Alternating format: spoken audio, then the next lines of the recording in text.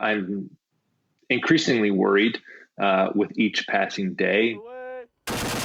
Today, U.S. service members who fought in Afghanistan, like Major Thomas Schumann, are fighting another battle, trying to get their Afghan interpreters to safe ground. There was a time where I had multiple casualties and we were still under fire from the enemy. And Zach ends up picking up a rifle from one of my Marines who's missing his legs and providing security and cover fire. I mean, that's the type of kind of brotherhood, and that's the kind of how close we became. Schumann started the visa process to bring his interpreter Zach to the U.S. in 2016.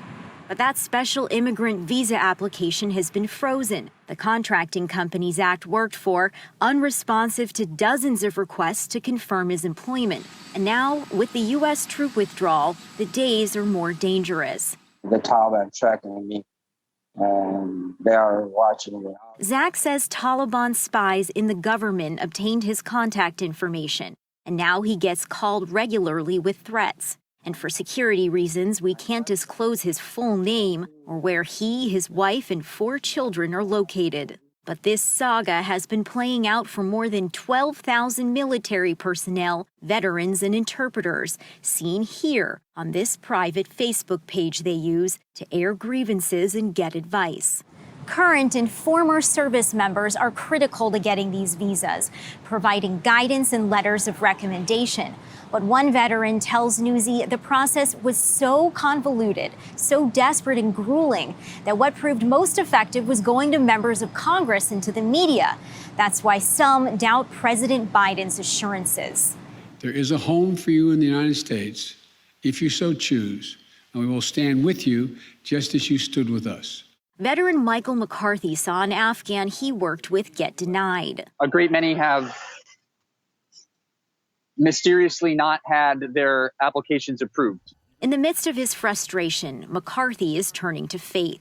I personally put my hopes in the hands of God at this point. Many fear a failure to relocate Afghan interpreters could also impact future recruiting efforts. If we are perceived as not keeping our promises and not helping those individuals who worked with us, then it's going to be that much harder the next time we're in a foreign country and we need help from people on the ground.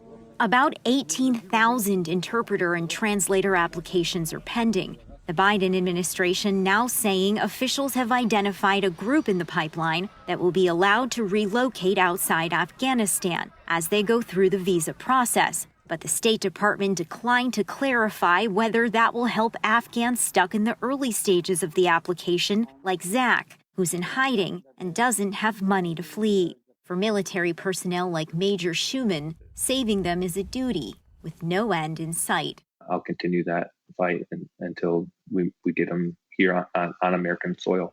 From Washington, Sasha Ingber, Newsy.